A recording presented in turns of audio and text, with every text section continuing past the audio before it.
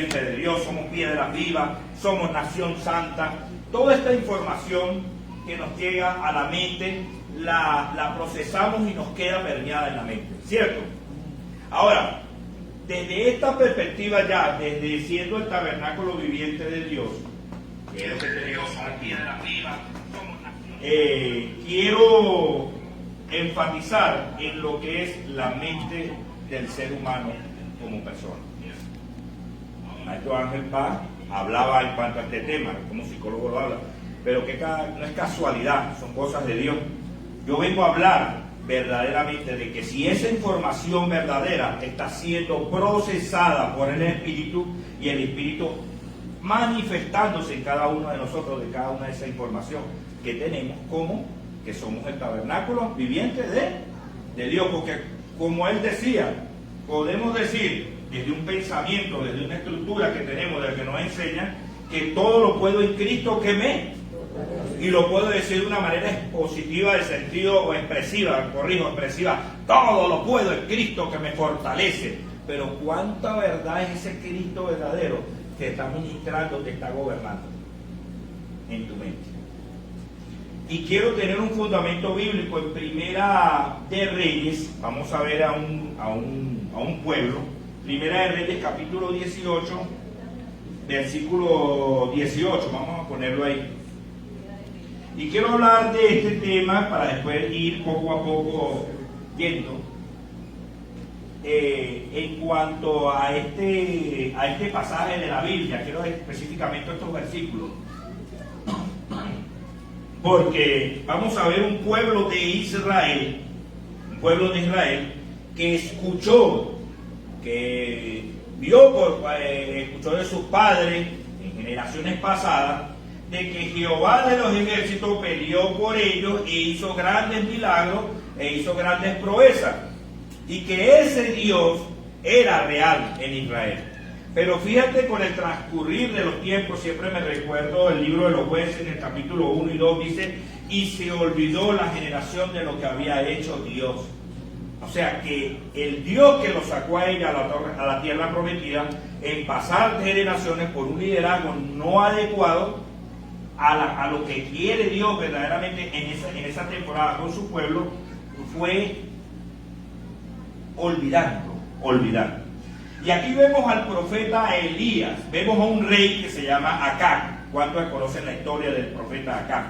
Y Acab estaba como reinado, y sabemos cuál era la esposa de Acab, ¿cierto? ¿Quién era la esposa de Acab? Jezabel. El pueblo veía a Acab como el líder de la nación de Israel. Y Acab divagaba también con un sistema de Baales, de profetas de Baal. Ahora, vemos a un rey que hablaba de Dios,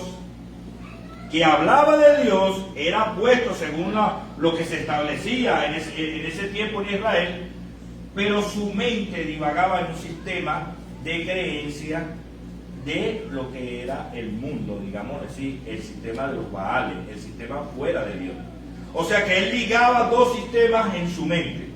Entonces, acá va a un monte, y cuando él sube al monte, ¿qué se lleva acá? Se lleva a los profetas y fíjense que el pueblo totalmente entenebrecido, que vamos a hablar eso también en Efesios 4:18, entenebrecido, se deja llevar por un líder, por lo cual los estaba llevando a dos pensamientos, a dos corrientes, a dos doctrinas.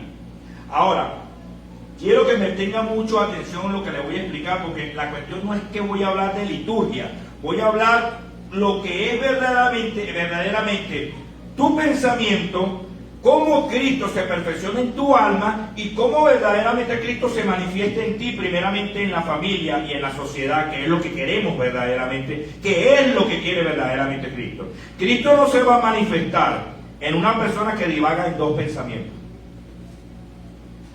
Y en esos dos pensamientos que se puede, hago un paréntesis ahí, en esos dos pensamientos que puede estar en la vida, hay cuatro, los que estudiaron, los que dan clases. Está la vida anastrofe, número 1, ¿verdad? Voy a ponerle a Ana. Número 2. Está la vida bio. Número 3. Vida suceso. Sujeto. Vamos a ponerla así. Sujeto. Vamos a ponerla así. Usted me entiende.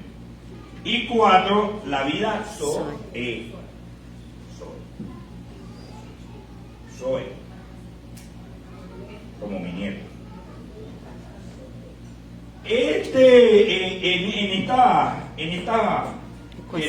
le estoy mostrando, el ser humano opera bajo una vida, un alma, eso sí, ¿cierto? La vida Zoe viene siendo la vida del espíritu. Entonces, quiere decir que mi vida biológica opera desde aquí, pero en Cristo esta vida que está aquí debería ir formando esta vida, o sea, incrementándose aquí, ¿cierto o falso? ¿Cierto? Y respondió, voy al texto, ya vamos para allá. Y respondió, yo no he turbado a Israel, sino tú y la casa de tu padre, dejando los mandamientos de Jehová y siguiendo a los Baales. ¿Le reprocha a quién? Elías. Se lo dice acá. Entonces tú estás diciéndole, ven acá, tú abandonaste, tú en tu pensamiento crees que estás haciendo las cosas bien, pero en tu alma, en lo que estás tú operando, dejándote llevar, por supuesto, por las cosas que era Jezabel, estaba claudicando en 2 pensamiento. Continúa. El 19 dice, envía pues ahora y congrégame a todo Israel en el monte Carmelo, y los 450 profetas de Baal, y los 400 profetas de Acera, que comen en la mesa de Jezabel. Continúa. Entonces acá convocó a todos los hijos de Israel, y se reunió a los profetas en el monte Carmelo. O sea, él subió con los profetas de Baal. Ahora, me paro ahí un momento. Si acá era el rey de Israel, ¿por qué acá hizo esto? Llevando a esos profetas, llevando a esto sabiendo que el Dios de Israel era mayor que esos profetas. ¿Qué pensamiento tenía acá? Me estaciono. ¿Qué pensamiento te gobierna hoy en día a ti? ¿El pensamiento de la vida almática o el pensamiento de Cristo? No como una liturgia, sino como una vida viviente en ti, perfeccionándose diariamente. ¿En qué pensamiento estás divagando hoy en día? Hagámonos esa introspección como creyentes. Continúo. El 21. Y acercándose Elías a todo el pueblo, dijo, ¿hasta cuándo claudicaréis vosotros entre qué? 2 pensamientos. 2 pensamientos. Habían 2 pensamientos en esa gente. Si Jehová es Dios, seguile. Y si Baal si es Baal, en pos de él. Y el pueblo no respondió una palabra. El pueblo se quedó mudo. El pueblo se quedó mudo. La circunstancia que tenía el pueblo de Israel en el monte Carmelo era observar a estos profetas, ver al profeta de Dios, y el deber de ellos era observar y decir, ven acá, escuché, entiendo que Jehová es mayor. Fíjense que Elías le dice, Jehová es mayor, pero vamos a hacer una pausa, vamos a observar esto. Si Baal es mayor que Jehová, bueno, ustedes siguen aquí, pero si Dios es mayor, seguir a Jehová. Pero ¿cómo es posible un pueblo que había entendido, había escuchado lo que había hecho Dios por Israel, se deja caer, se queda callado y deja que esto acontezca en el monte Carmelo? ¿Qué tenía que hacer el pueblo? Decirle no, yo sigo a Dios. Pero ellos tuvieron tenían que ver sensorial, eran sensorial. El creyente es muy sensorial. Fíjense lo que es la mente. El creyente tiene que ver para creer. El evangelio del reino no es ver para creer, sino de fe en el Hijo. El 22. Elías volvió a decir al pueblo: solo yo he quedado como profeta de Jehová, más de los profetas de Baal hay 450 hombres. Me estaciono ahí. La historia cuenta que fueron consumidos, digamos así, los profetas de Baal, y hizo un altar Elías y se glorificó Dios, y el pueblo creyó a Jehová de los ejércitos. O sea que tenía que hacer algo el profeta de Israel para que el pueblo creyera quién era Dios. ¿Quién era Dios? Ahora, fíjese que Elías, que más adelante vamos a observar lo que es Elías mentalmente. Él aquí viene y dice que solo yo he quedado como profeta de Dios. Él lo dice ahí. Posteriormente él lo vuelve a repetir más adelante, que ahí vamos a hablar de ese tema. Divagar en dos pensamientos no es verdaderamente la manifestación de Cristo en cada creyente. No es lo que Cristo quiere. La vida sucede debe ser cada día permeada por el crecimiento verdadero de la vida del Espíritu en Cristo Jesús. Pero la información, el ser humano tiene la capacidad, y eso lo puede explicar muy bien el maestro Ángel Paz, tiene la capacidad de guardar información. Pero la información no quiere decir que eso sea revelación verdadera del Espíritu. Yo puedo decir todo lo puedo en Cristo que me fortalece, pero en el momento de la crisis puedo decir no creo en Cristo que me fortalece. No creo en Cristo que me fortalece. Puedo decir que esa palabra es una información cognitiva, como dice Ángel Paz, para que lo tutee, pero no una verdad en Cristo en mí.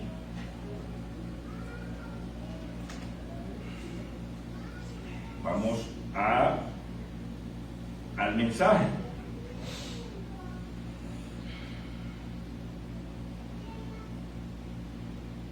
Hay una verdad en el que el ser humano muchas veces no percibe, y es que el problema no es la ausencia de Dios, el problema es la manera que la mente interpreta a Dios.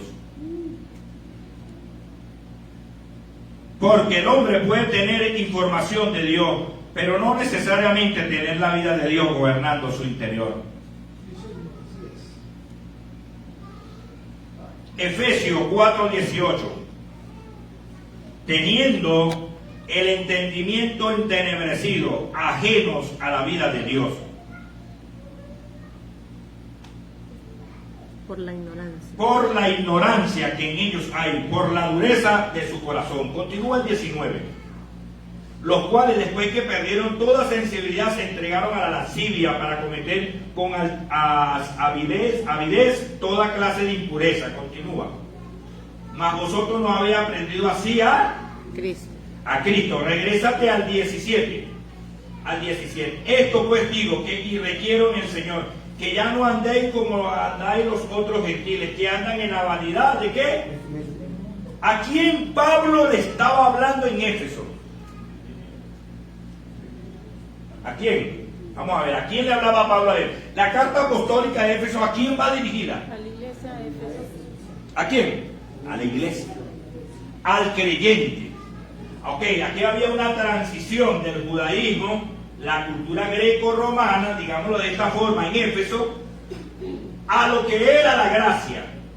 Pero había una vanidad de divagaban en la mente. Divagaban en la mente. No dice sin información, dice ajenos a la vida. Y cuando la mente está ajena a la vida de Dios, empieza a interpretar todo desde sí misma. Fíjate esta alegoría que le quiero decir de una persona que le regalaron una casa. Un hombre con una casa que recibe una casa perfecta. Una casa diseñada con precisión. Luz en cada habitación, ventilación perfecta, seguridad total, orden absoluto. Esa casa representa la obra perfecta de Cristo en el ser humano. Pero hay un problema. Ese hombre creció en miedo. Entonces entra a la casa y en vez de descansar empieza a tapar las ventanas, encender luces innecesarias, reforzar puertas que no hacen falta. Y la pregunta es, amados santos de Dios, ¿cómo es posible que alguien viva en seguridad, pero viva como si estuviera en peligro? Porque no es la casa, es la mente. La mente juega un papel importante en la vida del creyente. Si no somos renovados constantemente por el Espíritu, la información no te renueva, la información queda, y eso no es transformación. Ya estamos claros que es el antiguo y el nuevo pacto. Estamos claros. Ya sabemos que estamos en el nuevo pacto. Pero no podemos quedarnos con una liturgia del nuevo pacto. Necesitamos transicionar en la mente, porque muchas veces esa mente que divagamos en dos pensamientos, me incluyo, porque hay puertas en la vida sucede que todavía no han sido abiertas por parte de la vida Zoe, espíritu vivificante de Cristo, y no nos hace que Cristo goce en nuestra vida de una manera desde su plenitud. Esto tiene un principio número uno, amados, que no hemos entendido, y lo digo de esta manera. ¿Qué es lo primordial cuando Dios hace la creación? Él dice que la luz separa tinieblas. Empieza un reordenamiento. Después que Él ordena, hablamos que crea al hombre. Posteriormente, en Génesis 2, 8 y 7 dice que lo forma. ¿Quién lo forma? Dios. No me forma un sistema, me forma Dios. Y para que Dios me forme, si Dios no me forma, es imposible que Dios me entregue las riquezas de gloria de la administración como sacerdote. Porque dice que Adán fue puesto para labrar y cuidar el Edén. Así es. Si no lo haces, si tú no puedes gobernar el Edén si Cristo no te gobierna. Así es. Y posteriormente viene la multiplicación. Él es así. Reconócalo. No es estricto, él es así. Eso todos los días echamos broma todos los días. ¿Qué sucede con esto, amado? Es un problema que lo primero que entrega a Dios es la familia. Le hace la ayuda idónea y le dice multiplícate. El hombre dejará padre y madre y se unirá a una sola mujer. ¿Cuál es el principio número uno? La familia. Cuando tú ves las cartas apostólicas de Pablo, ¿qué es lo que primero dice que el que aspira a obispado que tiene que tener? Familia. Familia en orden. Muchos llegamos al Evangelio por la gracia de Dios con hijos mayores.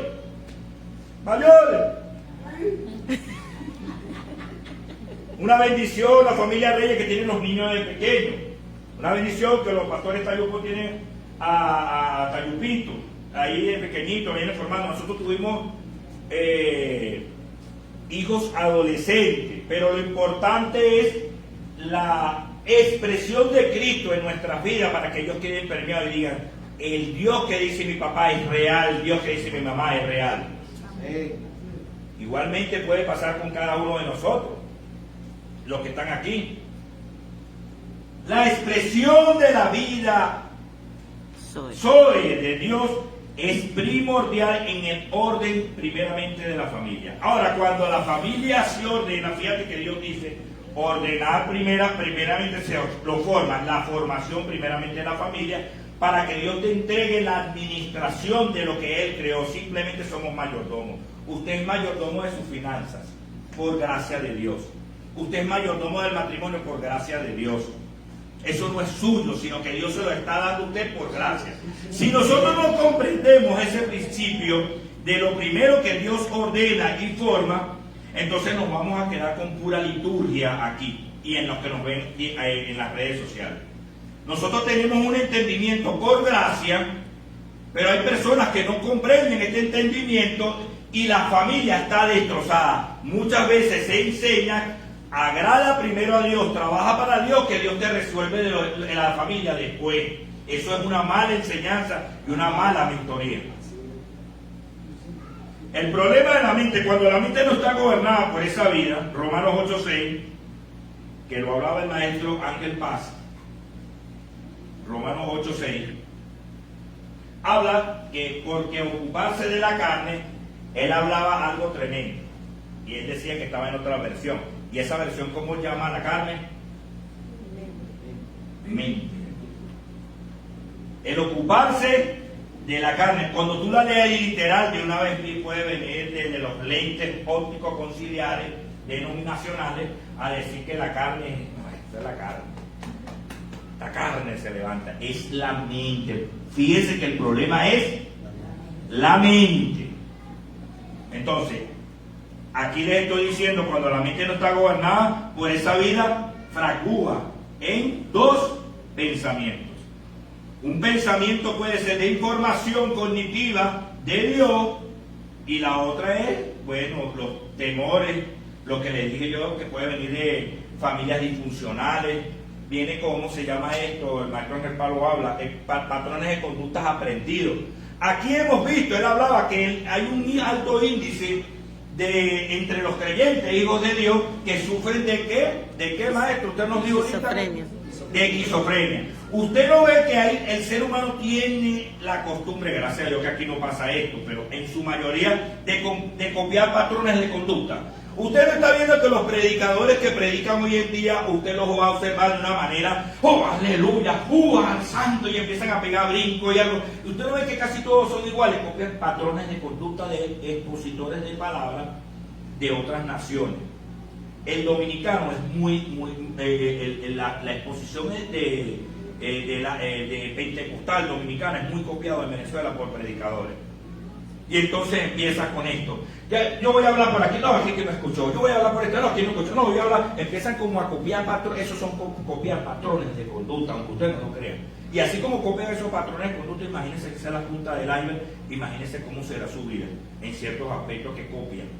Que de repente no sea lo de Dios, sino que copian lo que es del sistema. El ocuparse de la carne es muerte, pero el ocuparse del espíritu es vida y paz. Eso no es moral, es estructural.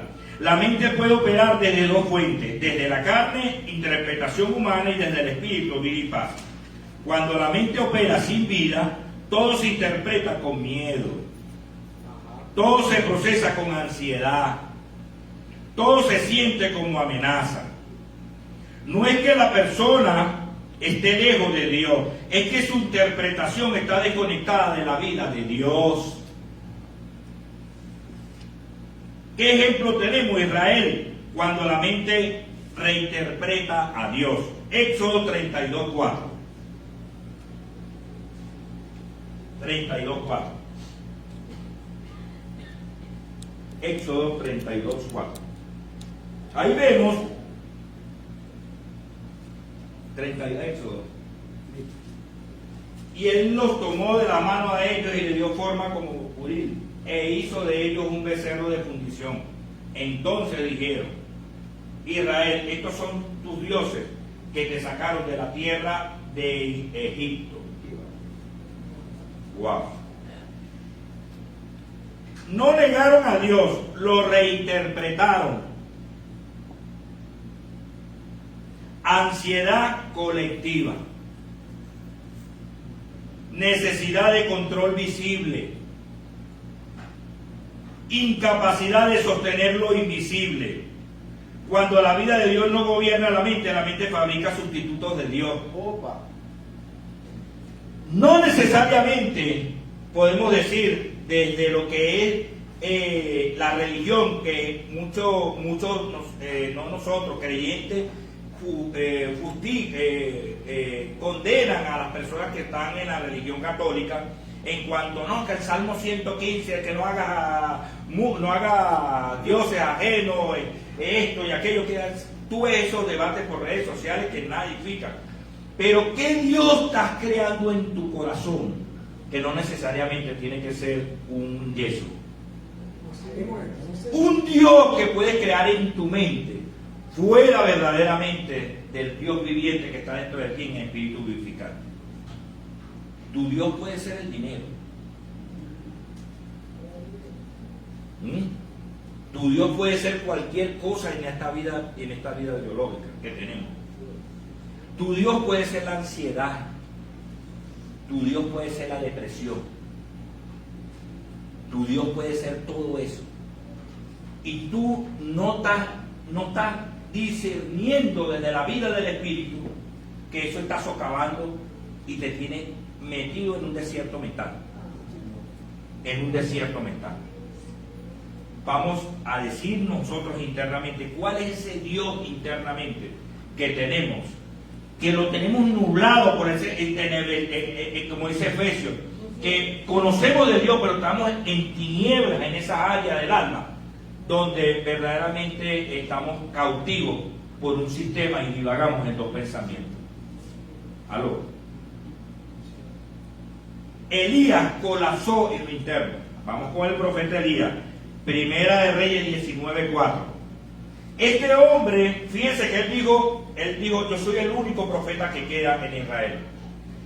Pero este hombre tiene una patología que en psicología, yo tengo un libro de un psicólogo que hace años compré ese libro, y él hablaba que Elías sufría de una depresión, pero estaba en un estado de depresión, dice este psicólogo en el libro, que se me olvidó su nombre, que era ya esa depresión que el maestro de Repa puede entender, o los psiquiatras, que es la fase final, que desea la muerte, que es donde la persona se suicida. Porque ya son suicidios. Ajá, ya es suicida.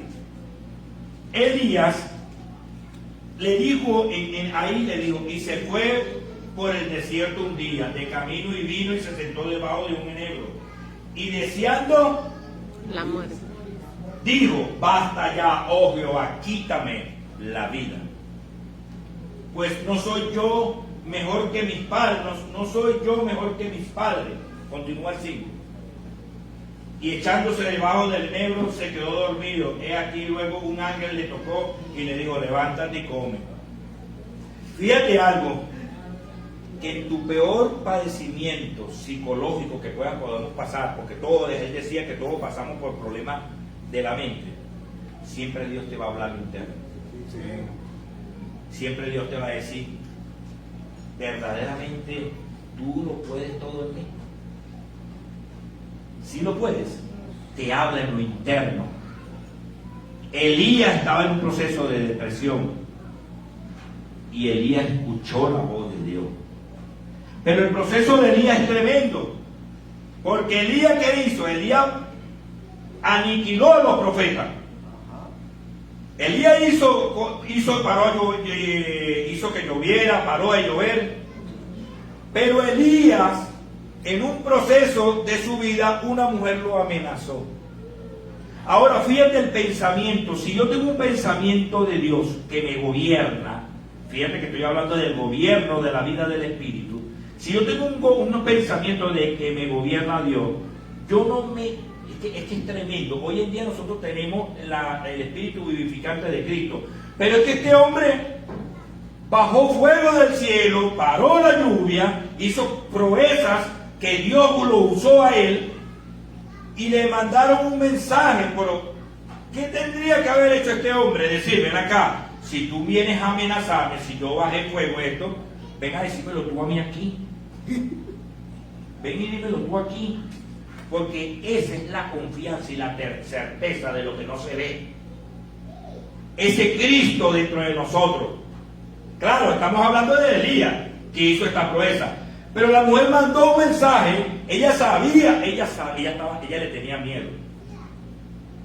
Esos pensamientos que vienen a tu vez, como habla Pablo, que no como la astucia de la serpiente que te vuelve a hablar. Pablo lo habla, lo digo alegóricamente en Corintios, que estemos atentos a los oídos de esa serpiente que nos habla, que son esos pensamientos fuera del propósito eterno de Dios, aún con la información de Dios, que nos hace divagar en los pensamientos. Pero Elías estaba en una posición de que podía enfrentar a la bruja de Jezabel, pero Elías se fue y se metió ¿en dónde? Una cueva. Se metió en una cueva. ¿Y qué es una cueva? ¿Qué es una cueva? La cueva viene siendo un lugar, digamos de esta forma, donde te encierras mentalmente, donde tú crees que ya no hay salida, donde tú crees que en esa oscuridad de tiniebla que te metes tú, que nos podemos meter por cualquier circunstancia de la vida, que no vemos escapatoria. Pero resulta ser que en medio de esa cueva Dios siempre nos habla internamente. El único que te puede sacar de esos dos pensamientos que puedes divagar es Cristo. Amén. Y Cristo es el único desde esa perspectiva. Hablando de dos perspectivas. De lo que pasó con Elías y lo que es el espíritu vivificante de Cristo. Pero fíjese que Dios le dice a Elías en la cueva, le dice, ¿qué haces tú ahí? Dios no habla internamente, le dice, ¿qué haces tú metido en ese pensamiento? ¿Qué estás haciendo verdaderamente?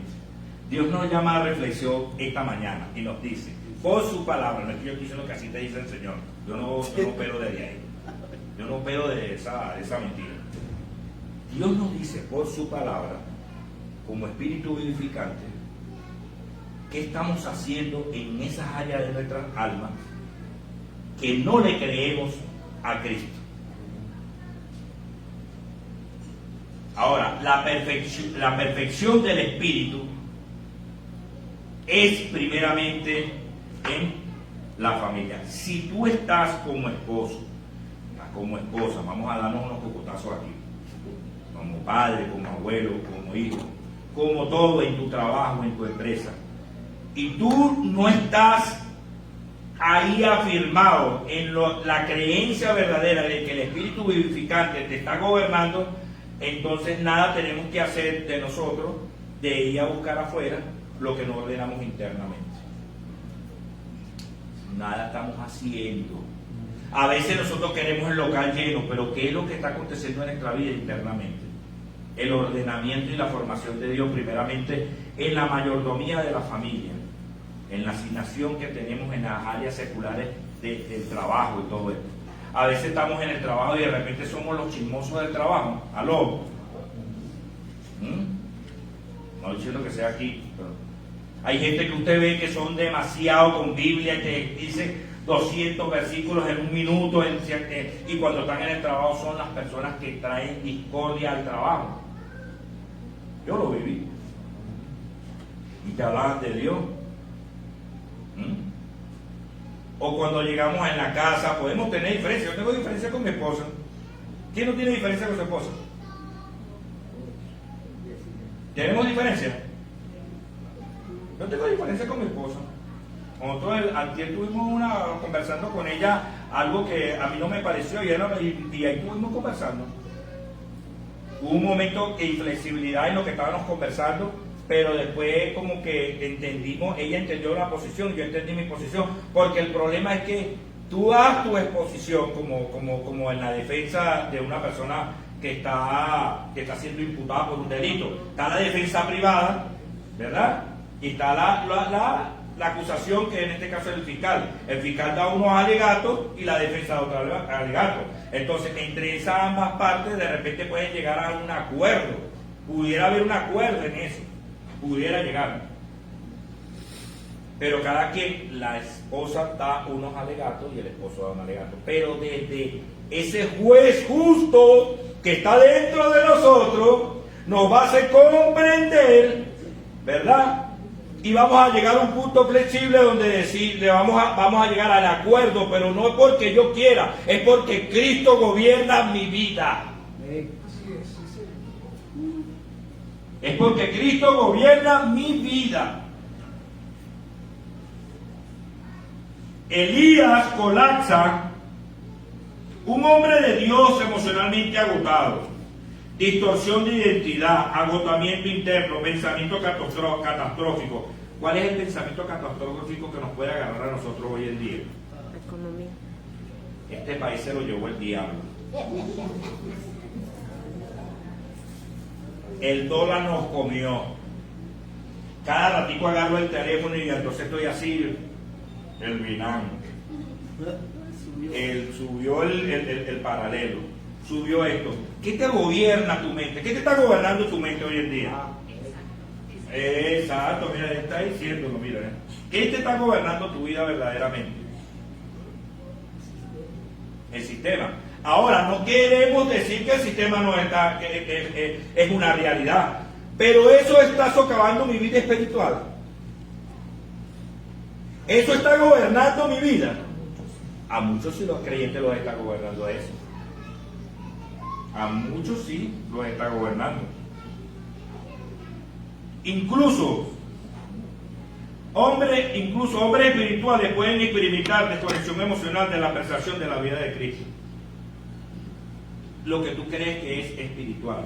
Porque desde la perspectiva visual, usted ve un hombre que está en ayuno, subiendo al monte, haciendo cualquier cantidad de cosas. Me gustaba que aquí hay un hermano que estuvo contándome a mí algo en su casa, una casa iglesia que estamos haciendo en su casa, y ese hermano me comenta, me dice que él tuvo un mentor y ese mentor le dijo que lo primero, abarriste el patio, o sea, ese mentor le decía a él que el primero era la familia, que pendiente de su esposa y eso, pero resulta que él no practicó eso y su familia fue destruida. ¿Cierto o falso?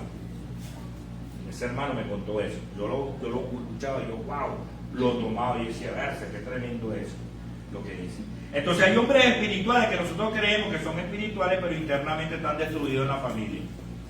Están destruidos en la familia. Si nosotros no somos formados verdaderamente por el Espíritu, nada estamos haciendo, hermano. Nada estamos haciendo. Entonces, la mente tiene una capacidad. Santiago habla que el hombre inconstante es de ¿qué? De doble.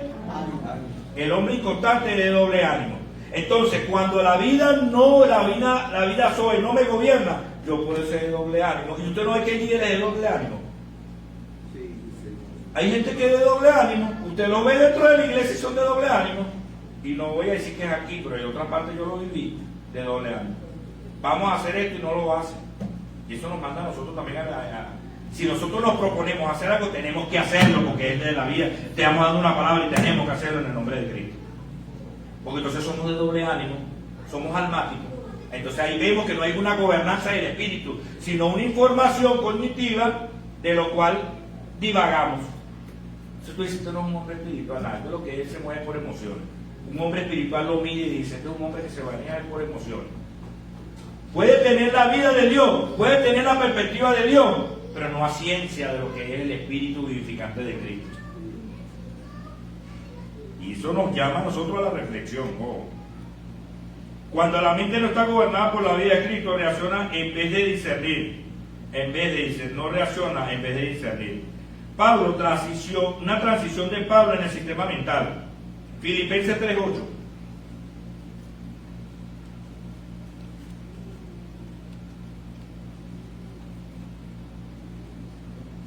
Y ciertamente aún estimo todas las cosas como pérdida por excelencia del conocimiento de Cristo Jesús, mi Señor, por amor del cual lo he perdido todo y lo tengo por basura. ¿Para qué? Ahí vemos un hombre que tuvo una transición de cambiar su mentalidad litúrgica farisea a una vivencia del Espíritu en su vida. Entonces, todo lo que él tenía, me imagino, sus propiedades, digamos, todo lo que tenía ese hombre, lo dio por pérdida por la excelencia del conocimiento de qué.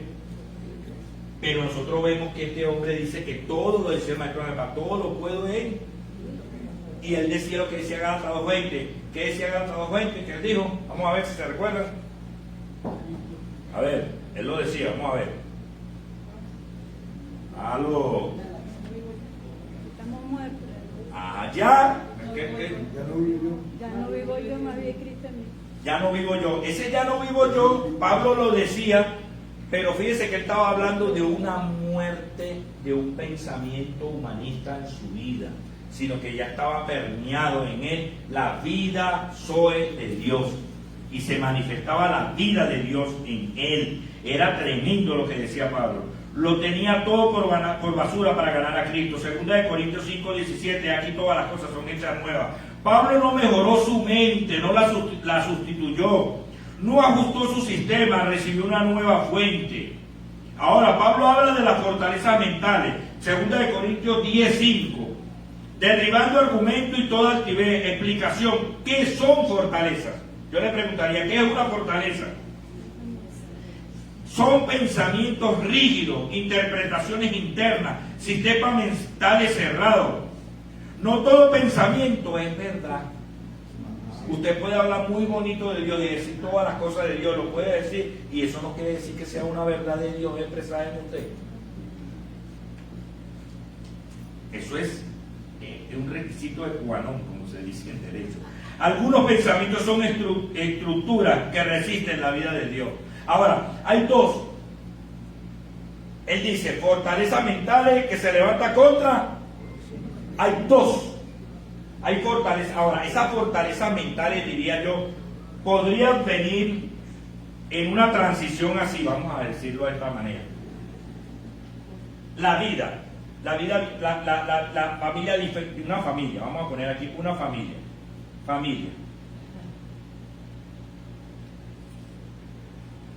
Disfuncional. Esta familia de repente tuvo mamá, pero su papá se fue. La mamá fue la que levantó a los 3 hijos. O papá y mamá, pero una familia disfuncional donde el papá era un borracho y el papá le pegaba a la mamá, maltrataba a la mamá, maltrataba a los hijos. O una mamá que se buscó un padrastro y entonces este padrastro vino y acabó con los hijos, los golpeaba porque él no tuvo una percepción de un papá, pero entonces en ese transcurrir cargó su ira en contra de unos hijos que no eran hijos de ellos. Todo eso no puede ser una estructura que puede venir y cuando llegas al Evangelio, por gracia de Dios, puede traerte todo eso y ahora te forman desde una visión totalmente de la vida del Espíritu, sino que te la llevan a una liturgia donde te dicen que toda esta circunstancia te la va a quitar de la mente, pero si tú haces esto y aquello y aquello y aquello y aquello y aquello. Ahora, esa persona puede tener esos patrones de conducta que vienen de una familia disfuncional y lo meten en un sistema de esto religioso. No puede pasar que lo deforman más bien mentalmente. ¿Ah? Ahora, ¿quién puede derrumbar todo esto? ¿Quién lo puede derrumbar? La vida Soy. Ahora, desde esta perspectiva, cuando tú vienes, yo digo una cosa tremenda y siempre lo diré. Pablo fue necesario pasar por todo lo que era como fariseo para comprender el sistema como tal y que la vida del Espíritu lo perfeccionara para no hacer lo que hizo como fariseo. Yo tengo la percepción, en mi parecer, no sé si ustedes la comparten, pero es mi percepción, de que Dios te saca de toda esa cuestión que puede pasar en la familia disfuncional, te trae un sistema religioso para tratar de volver a perfeccionarte y luego te saca a la vida del Espíritu, porque creo que cada uno de los que estamos aquí pasamos por esto y hay gente en las naciones que están pasando por eso. El sistema religioso. Ahora, no quiere decir que eso sea malo, más bien es algo bueno, porque tú vas a conocer, porque de aquí lo que hace es cambiar un pensamiento que viene distorsionado de aquí, y por eso es que vemos personas que son reprimidas. Colosenses dice que a la luz de los hombres son cosas que parecen buenas, pero a los apetitos ¿de qué? De la mente. Hoy me aprendí algo en esa versión. A los apetitos de la mente. Porque una mente no transformada en Cristo es una mente mala, no sirve. Son las 12:44. ¿Cuándo empecé? ¿Cuánto me queda? Ya creo que vamos a ir culminando. ¿Sí nos estamos entendiendo?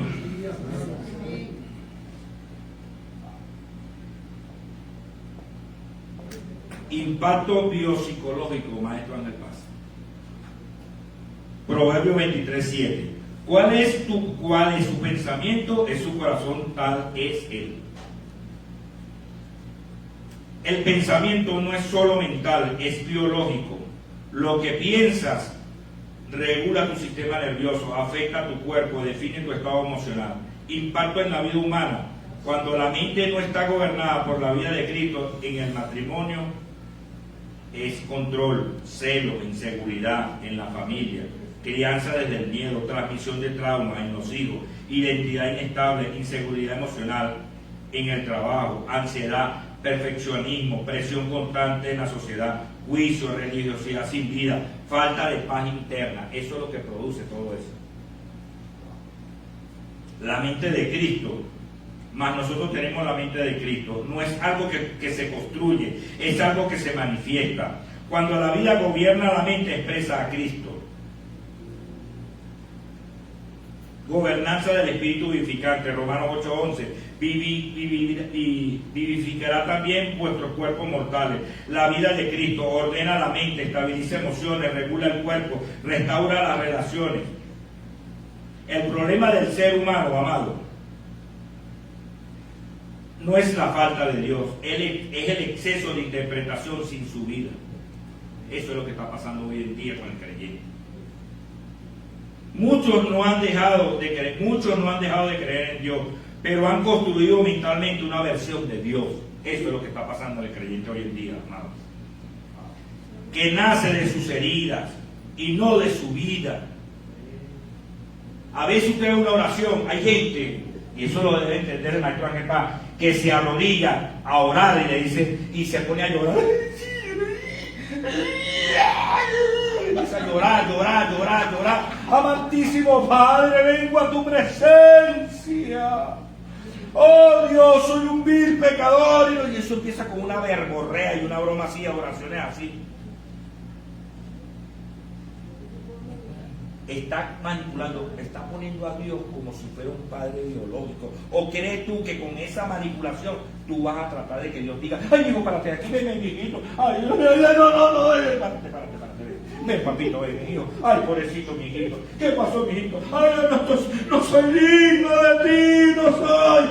Cállate ya, claro que si eres digno, ya la lloradera, deja la lloradera. Entonces, eso es un problema que puedes traer y quieres tratar de manipular a Dios a tus apetencias mentales.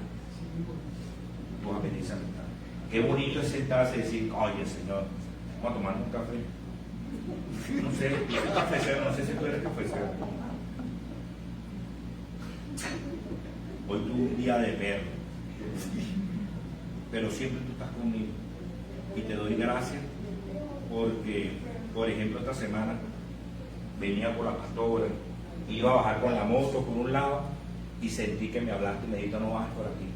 Y yo me paré. Sentí tú hablándome internamente. Y me comí la flecha, discúlpame por comerme esa flecha. Me regresé y cuando por donde iba a pasar, habían dos motorizados que se habían caído y se habían partido la pierna porque había un derrame de gasoil. Y yo sentí esto en mi espíritu. Cuando tú me hablaste, me dijiste, no bajes por ahí. Gracias por guardarme y te pido perdón porque me comí la flecha. Gracias, Señor. Yo llegué y me paré y dije, Dios mío, iba a pasar, pero yo escuché, no te metas por ahí. O sea que si yo bajaba y el cauchito de la moto me está un poquito lisito, posiblemente me fuera ido, me fuera partido el pie. Dios siempre internamente nos habla. Dios nos habla, tengamos los oídos espirituales de Dios ahí internamente. Y Dios me habló y yo dije, gracias Padre, y gracias por todo. Te pido perdón por ese hijo del diablo que me volvió al Señor. Pero Señor, tú sabes que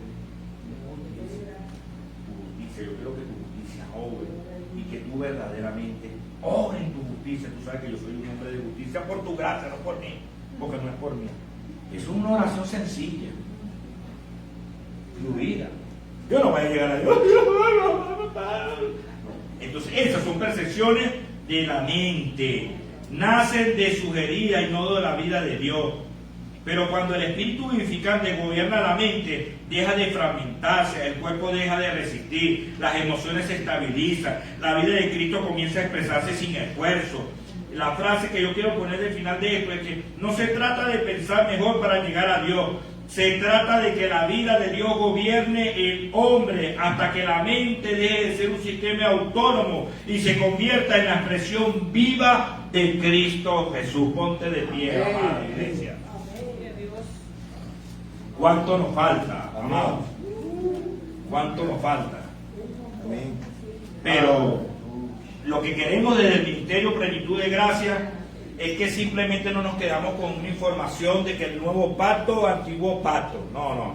Ya no queremos, ya queremos hablar verdaderamente cómo se come esto. Ahora, ¿qué verdaderamente esto está erupcionando en mí y qué manifestación de Cristo verdaderamente es palpable aquí en el ministerio? Entonces, porque ya estamos cansados, de verdad, pastor, de estar en que el antiguo pacto está malo y el nuevo pacto es el que está bueno.